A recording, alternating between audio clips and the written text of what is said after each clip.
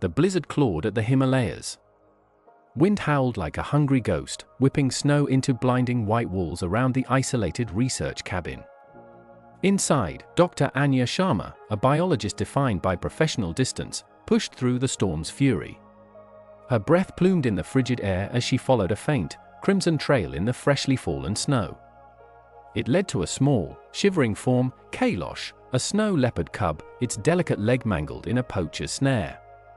The impossible meeting of a woman defined by professional distance and a creature born of wild solitude unfolded in the furious white. The cub lay still, a mere shadow against the snow, its pale, ghostly eyes flickering. It was dying. Every protocol Anya had ever memorized screamed for non-interference, for nature to take its brutal course. But looking into those ancient, clouded eyes, she saw not just an animal, but a reflection of her own profound, unyielding loneliness. A choice, impossible and terrifying, had to be made in the howling silence of the storm. She reached out a gloved hand, expecting a snarl, a bite, anything but what came next. The cub, with a soft, desperate chuff, leaned its tiny, feverish head weakly into her warmth. In that instant, every rule she had ever lived by shattered like ice. The storm raged on, but inside this small, desperate circle of lamplight, a silent pact was formed. This was not an act of science. It was an act of rescue. An act that would rewrite the next 10 years of her life and define the very meaning of loyalty. The weight of the cub in her arms was negligible, yet it felt like the heaviest burden she had ever carried. Each step back towards the cabin was a transgression, a breaking of the sacred vow of observation she had taken. Anya had come to this remote Himalayan outpost years ago, seeking refuge, not connection. The vast, indifferent wilderness had been a shield against the searing grief of a personal loss, a place where she could bury herself in data and distance. Now, a fragile, broken creature forced its way through that carefully constructed wall, demanding something she wasn't sure she had left to give, her heart. Her internal monologue was a chaotic storm matching the one outside, * you know better, Anya. This is interference. This is dangerous. This will jeopardize everything. Yet, beneath the scientific rationale, a deeper, more primal instinct hummed, a desperate urge to mend, to protect, to simply *save star. The cub's ragged breaths were a tiny, persistent drumbeat against her chest. The cub's ragged breaths were a tiny, persistent drumbeat against her chest, echoing the frantic pulse in Anya's own ears. Back in the relative stillness of the cabin, the lamp cast long, flickering shadows, making the small space feel both intimate and overwhelming. Her hands, usually precise and steady for delicate scientific instruments, now fumbled with the cub's mangled leg. The snare had bitten deep, a cruel, rusted maw. Anya worked swiftly, her biologist's mind recalling every emergency field procedure, overriding the tremor in her heart. She cleansed the wound with antiseptic, her movements gentle, almost a prayer. The cub whined, a fragile sound, but did not fight. She painstakingly splintered the broken limb with what little she had, a carved piece of kindling, strips of an old research map. The first night was a tense vigil, a battle fought in silence against the indifferent wilderness. Anya slept little, curled on the floor beside the makeshift crate, listening to the small, broken creature's every shallow breath. He was just a fragile heartbeat against the vast, indifferent night. Days blurred into weeks, a relentless cycle of care. Anya's satellite phone, typically humming with reports and data uploads, lay silent and forgotten. Her intricate studies of the high-altitude ecosystem vanished from her mind, replaced by the immediate, overwhelming demands of a single, vulnerable life. Each dawn brought a fresh wave of anxiety and a renewed surge of hope. She became a shepherd of breath, a guardian of warmth. She'd wake before first light, her eyes instinctively seeking the crate, listening for the quiet rise and fall of his chest. With a tiny dropper, she'd coax milk replacer into his soft mouth, wiping away the spills, her touch feather-light. His initial weakness, the shivering frailty, slowly gave way to a nascent strength. His pale, ghostly eyes, once clouded with pain, began to track her movements with an intelligent curiosity.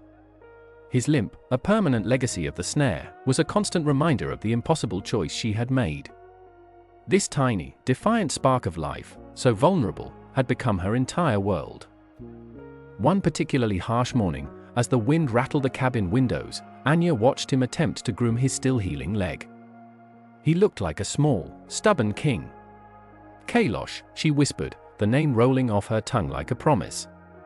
It was the name of the sacred mountain, a name signifying permanence, reverence, and an ancient strength. She was no longer thinking of him as a temporary patient, a subject to be healed and released. He was Kailash, her Kailash. The decision solidified her defiance. She picked up the satellite phone, a sense of dread mingling with resolve. Her report to headquarters was terse, carefully edited. She spoke of a lone cub, injured, needing observation before release. She omitted the extent of the injury, the time spent in her cabin, the fact that he was now curled at her feet. The voice on the other end, thin and distorted over the crackling line, was that of her superior, Mr. Kapoor, skeptical, professional, a hint of steel beneath his politeness. "Sharma, you know protocol. Non-interference. We'll need a full report and an assessment for rehabilitation by month's end." Anya nodded, though he couldn't see it. She knew she was on borrowed time, the bureaucratic battle a looming shadow. But inside the cabin, a different kind of dialogue was unfolding. As Kailash grew, his playful side began to emerge, a glimmer of the wild spirit that had almost been extinguished. He'd bat playfully at her pen when she tried to write, his large, clumsy paws surprisingly gentle.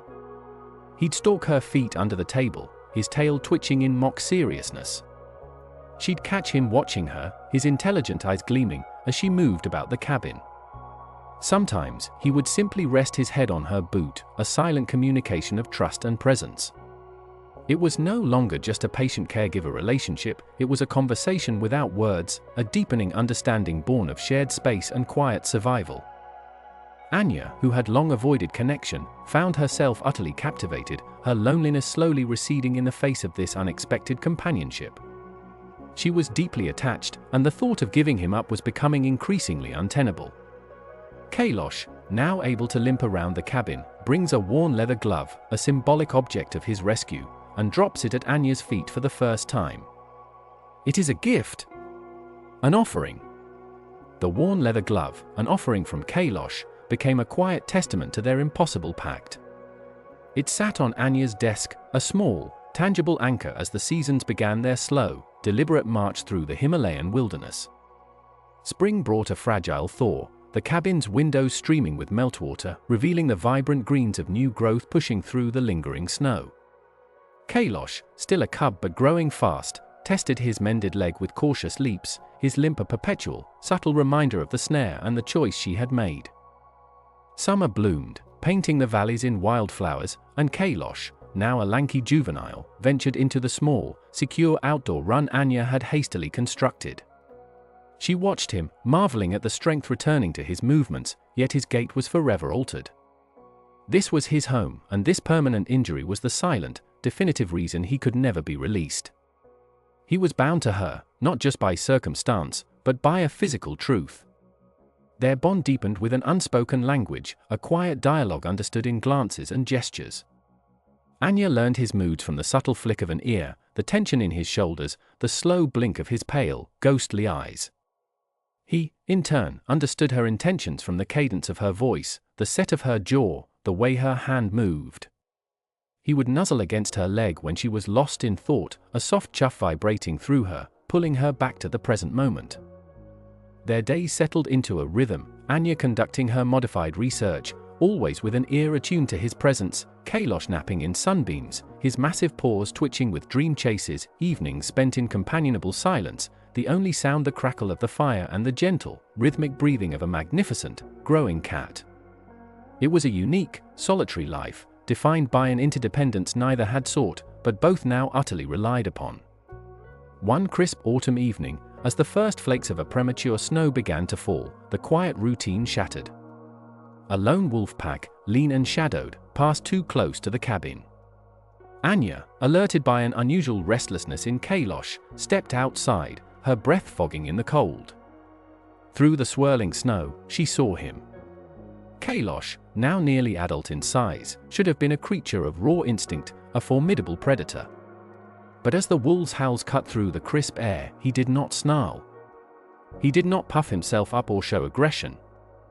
Instead, he retreated, pressing his heavy body against Anya's side, his head buried against her hip, a low, nervous rumble emanating from his chest. He was trembling. It was the moment she knew, with an absolute certainty that chilled her to the bone, that he saw her not as a fellow creature of the wild, but as his only safety. His reliance on her was complete. He could never truly be wild. That summer, Anya's teenage son, Leo, arrived for his annual visit. At 16, Leo was a composite of urban life and inherited scientific curiosity, but he carried the invisible weight of a son who had grown up with an emotionally distant mother. His initial reaction to the full-grown snow leopard, a creature of myth and legend, was a mixture of fear and profound awe.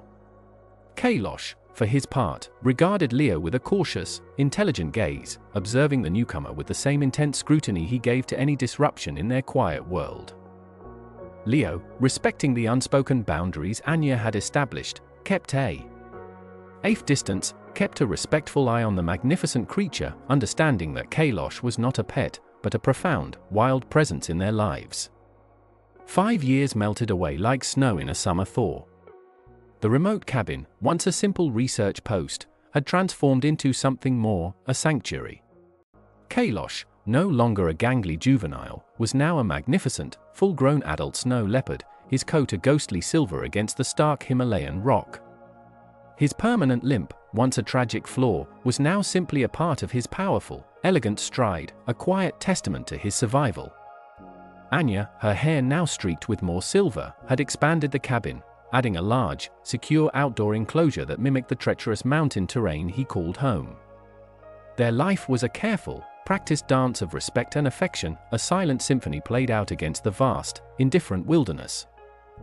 Anya observed his every twitch, every chuff, every subtle shift in his eyes, recording his behaviors with the same scientific rigor she applied to the wild population, yet with an intimacy that defied all protocol.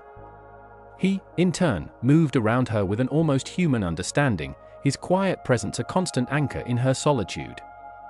Leo, now in his early 20s and pursuing his own studies, still visited, finding in the mountains and in Kailash a quiet solace he couldn't find in the bustling world. Then, one unforgiving winter night, the mountains decided to remind them of their raw power. A sudden, violent earthquake ripped through the region, shaking the very foundations of the world. Inside the cabin, a sharp, terrifying crack echoed as the supporting beams groaned under immense pressure. Anya, caught by surprise, was knocked unconscious by a falling timber, her research notes scattering like autumn leaves. Kailash, startled by the terrifying roar of the earth, felt the primal urge to flee, to find open ground, to escape the crushing confines. He lunged towards the enclosure door, his powerful paws churning against the shifting floorboards. But then, a low moan from the corner, a sound that cut through the cacophony of crumbling rock and splintering wood. Anya! His human! His anchor! Every instinct screamed for him to run, to save himself, to disappear into the protective night. Yet, he stopped. He turned. He saw her prone form, blood blossoming on her temple, the dust-choked air heavy with the scent of fear and something else, her vulnerability.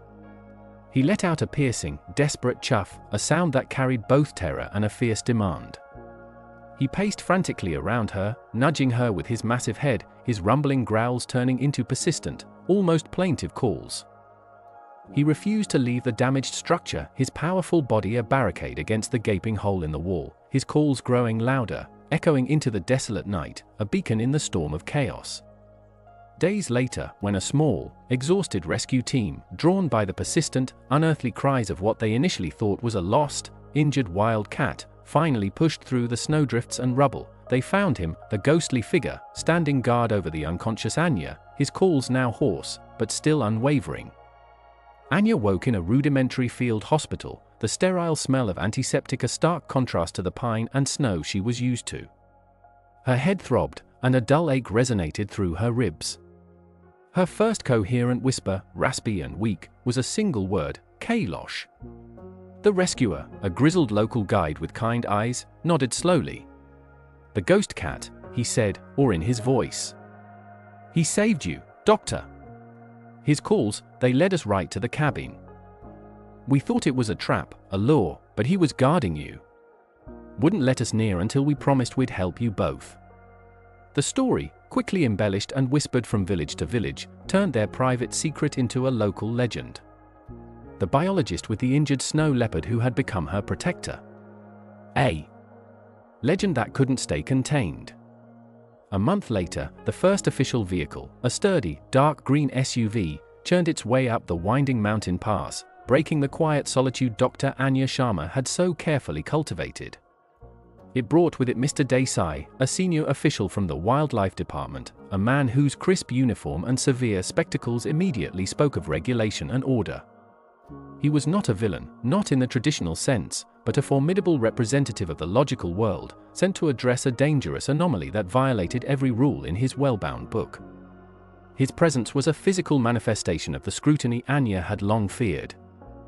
He stepped out of the vehicle, his gaze sweeping over the research cabin and then, pointedly, toward the secure outdoor enclosure where Kailash now spent most of his days, a magnificent, ghost-like presence against the rocks. Desai's eyes held no malice, only an unwavering professional assessment. He had a job to do. The inspection began. Desai moved with an efficient, almost clinical detachment, examining the reinforced fencing, the double-locked gate, the quality of the materials. His questions, when they came, were sharp, precise, and cut directly to the heart of Anya's ethical breach.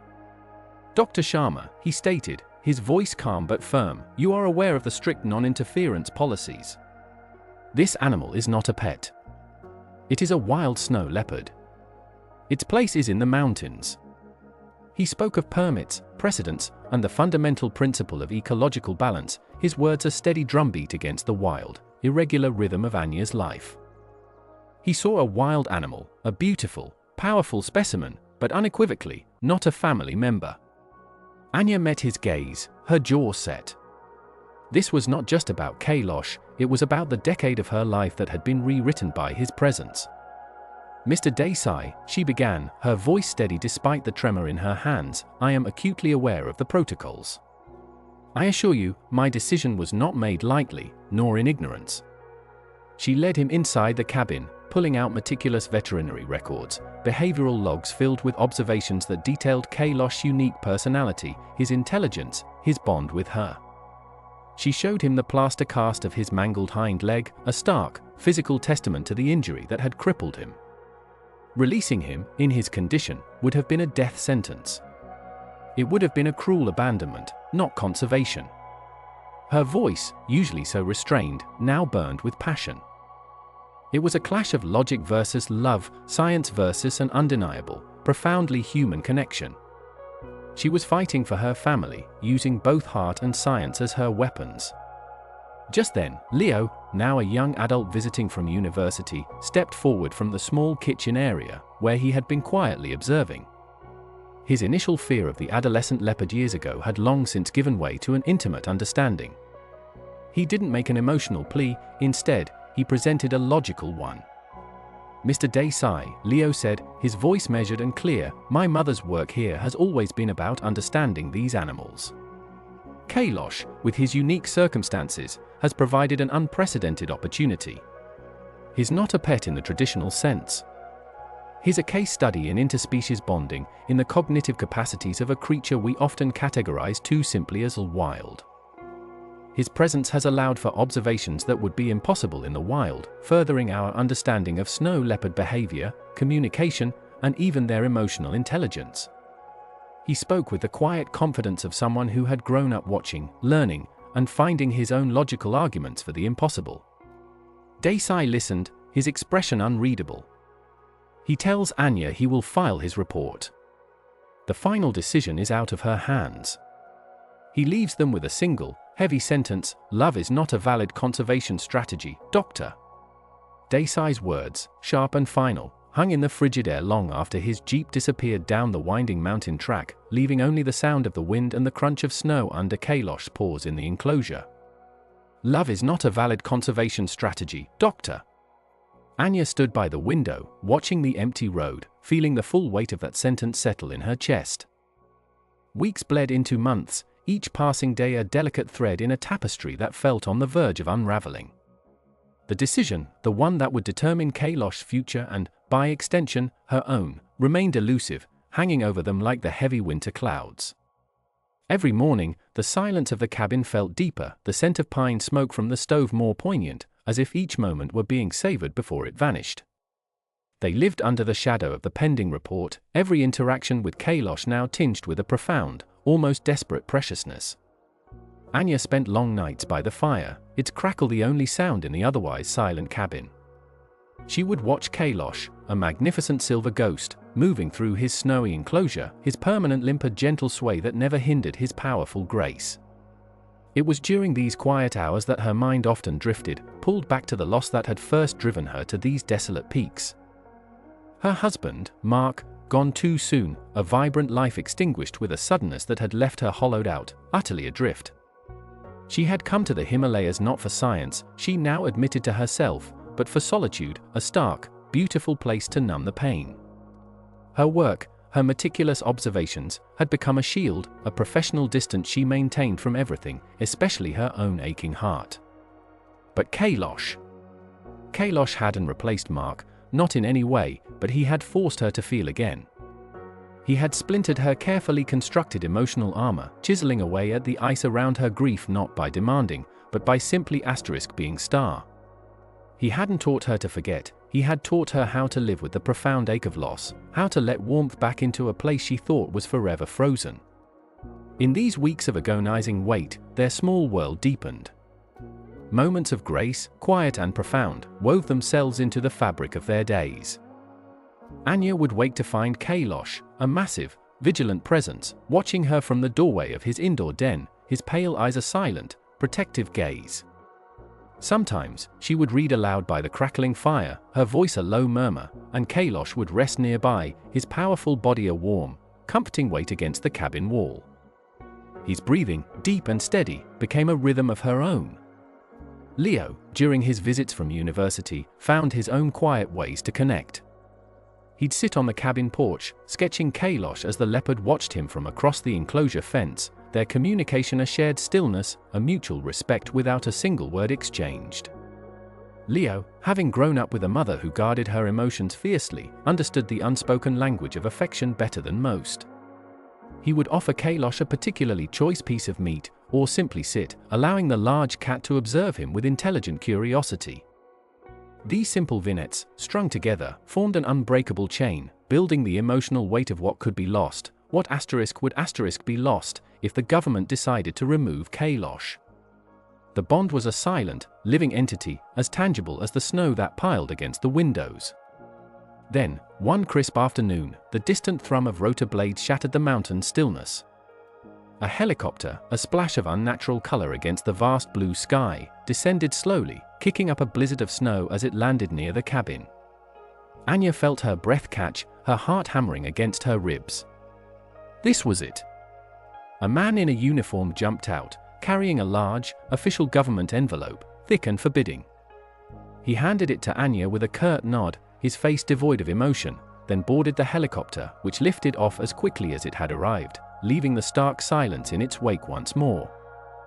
Anya stood there, the heavy envelope clutched in her hands, its edges cold against her gloved fingers. 10 years. 10 years of impossible loyalty, of shared breath and quiet devotion, pressed into this single, sealed document. She stared at it, her mind a blank, her courage failing her. She was too afraid to open it. Leo, who had been observing Kailosh's agitated pacing in the enclosure, walked over and placed a hand on his mother's shoulder. His touch was firm, grounding. Whatever it says, he told her, his voice steady, we already know the truth. Anya looked out at Kailosh, who had settled onto his favorite perch on a high rock, his silver eyes fixed on them, knowing and calm. She took a deep breath and broke the seal. Anya's eyes scanned the official document, each word a slow, agonizing turn of a key. Custodianship. Special license. The terms were strict, a bureaucratic tapestry woven with clauses about stricter enclosure standards, unscheduled inspections, and an absolute ban on public dissemination of their story. But in the blizzard of legal jargon, one phrase cut through like a shaft of sun, *he can stay. *A shudder of profound relief, so intense it felt physical, ran through her. Leo watched her face, his own tension easing as he saw the corners of her mouth finally soften into a trembling smile. It wasn't full freedom, not for her or Kailash, but it was a reprieve. It was a life. That evening, the cabin glowed with a quiet, hard-won joy. There was no grand celebration, no fanfare, just the soft crackle of the fire, the aroma of a simple, comforting meal Anya had managed to prepare, and the profound unspoken understanding between mother and son. Leo recounted his observations of Kailash's subtle shifts in mood, his recent growth spurt, the way he watched the snow fall. Anya listened, a warmth spreading through her chest that had nothing to do with the fire. For Kailash, there was a special portion of prime venison, placed reverently within his secure outdoor enclosure. He approached it with his usual quiet dignity, but the way he glanced at Anya through the mesh, a soft chuff rumbling deep in his chest, was its own silent celebration. It was a victory not just for their resilience, but for the very idea of their small, strange family. Life, for the first time in 10 years, settled into a new, officially sanctioned rhythm. Anya resumed her research, not just on high-altitude ecosystems, but on the unique cognitive and emotional world of the animal she lived with. Kailash became her most profound and complex subject, an ongoing study in interspecies communication and the boundaries of wildness. She meticulously documented his behaviors, his quiet protests, his moments of affection.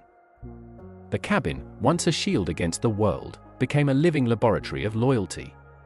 Anya found a peace she hadn't known since before her husband's death, a sense of belonging forged in the most unlikely of partnerships. The harsh, lonely Himalayas now felt less like a prison and more like a sanctuary they had built together, brick by careful brick. Months drifted by, marked by the changing seasons outside their window. Autumn gave way to winter, blanketing the peaks in a fresh layer of pristine white. Kailash, now a full-grown, magnificent snow leopard, would often watch the falling snow from his enclosure, a silent, silver ghost against the white landscape. Anya noticed subtle changes in him. He seemed a little less active, preferring to nap in the sun or curl up in his den for longer stretches. At first, she attributed it to age, to the natural slowing down of a mature cat, or perhaps to the biting winter cold. She reassured herself that his limp, a constant reminder of his past, had always limited his movements. But a seed of worry, tiny and insidious, began to grow. She observed him more closely now, her scientific eye sharpening. She caught him sometimes, in the quiet hours of the night, breathing just a little too heavily. Watching Kailash sleep in the moonlight, his massive chest rising and falling, Anya whispered the phrase she often thinks, "A wild heart knows its own home." But for the first time, a question follows, but for how long? The question echoed in the frigid air, but for how long? That winter, the answer began to reveal itself with a cruel, glacial slowness. The subtle lethargy Anya had noted in Kailash transformed into something undeniable, insidious. One morning, the great snow leopard, usually greeting the dawn with a stretch and a deep chuff, merely lay still. His eyes were open, but distant. His breathing was ragged, a low, rasping sound that tore through the cabin's usual quiet. Anya's heart seized. This was not a limp, not a superficial wound. This was internal. Deep. He struggled to rise, his powerful legs trembling, then collapsed again, a heavy, defeated slump of fur and muscle. Panic, cold and sharp, clawed at Anya. Her remote cabin, once a sanctuary, now felt like a gilded cage, a trap that held him captive to an unseen enemy. She moved with frantic purpose. Her hands, usually steady and precise, fumbled with the satellite phone. She punched in the number Mr. Desai had given her, a specialist veterinarian in Delhi. The call connected, crackling with static, the distant voice a thin lifeline across hundreds of miles of unforgiving terrain. Anya's voice, usually calm and scientific, was strained, desperate. She described Kailash's symptoms, the labored breaths, the glazed eyes, the sudden collapse. The vet, Dr. Io, listened patiently, his questions cutting through the static with grim efficiency. Congenital heart condition, Dr. Sharma, he finally concluded, his voice heavy. Common in some isolated populations. It sounds like it's reached a critical stage. He needs advanced diagnostics. Possibly surgery. Something you can't provide there. The words hit Anya like a physical blow. A congenital heart condition. The ultimate irony twisted in her gut. The very weakness, the genetic flaw that had made Kailash vulnerable as a cub, that had rendered him dependent on her, unable to survive in the wild, was now betraying him. His early frailty had bound them together. Now, that same frailty, compounded by the very isolation that had protected their impossible bond for 10 years, threatened to steal him away. The wilderness that had once been a barrier to discovery was now a barrier to survival. Her sanctuary was his prison. The truth was stark, brutal. Io was clear, Kailash might be saved, but only at a specialized wildlife sanctuary with a full surgical unit, with round-the-clock intensive care. The very place the government had wanted to send him, the place Anya had fought tooth and nail to keep him from. The choice was no longer between love and rules. It was between love and life itself. To save him, she had to give him up. The logic was undeniable, horrifying in its clarity. Anya knelt beside Kailash, his breathing shallow, each rasping gasp an agony. She looked at the magnificent creature she had loved for a decade, his pale, ghostly eyes holding a silent question, and knew that the greatest act of loyalty she could offer him was to let him go. She picked up the phone to call the one person she never wanted to ask for help, Mr. Desai. The satellite phone felt heavy, slick with her sweat as Anya dialed, her fingers shaking just enough to make her hesitate on the last digit. Mr. Desai answered, his voice crisp and professional, entirely unprepared for the raw desperation that choked Anya's usual composure. She didn't waste time on pleasantries, simply stated the facts. Kailash was collapsing, a congenital heart condition, critical, immediate advanced care needed. There was a pause on the line, a long, weighted silence where Anya expected rebuke, or perhaps a lecture on protocols. Instead, Desai's voice, when it returned, was softer, laced with a surprising, quiet urgency. Doctor, prepare him. A military helicopter will be dispatched within the hour. We'll do everything we can. The words hung in the air, an impossible reversal of fate. The very bureaucracy that had sought to separate them was now their only hope, reaching out a lifeline from the very world Anya had hidden Kailash from. The roar of the approaching helicopter was a visceral tremor in the very rock beneath the cabin, growing from a distant hum to an earth-shaking thunder. It wasn't a stealthy approach in a blizzard, following blood in the snow. This was a deliberate, powerful machine of salvation. A team of trained professionals, not poachers, descended. They moved with a quiet efficiency, their faces etched with practiced concern. Kailash, already weak, was gently sedated by a vet who had flown in with the crew. Anya watched, a part of her heart tearing with each calculated movement, yet another part acknowledging the profound rightness of it. This was the care he needed, the world she couldn't offer. He was carefully loaded onto a specialized stretcher, then lifted into the belly of the enormous craft. Anya clambered in beside him, her hand instinctively finding the thick fur of his neck. Through the perspex window, the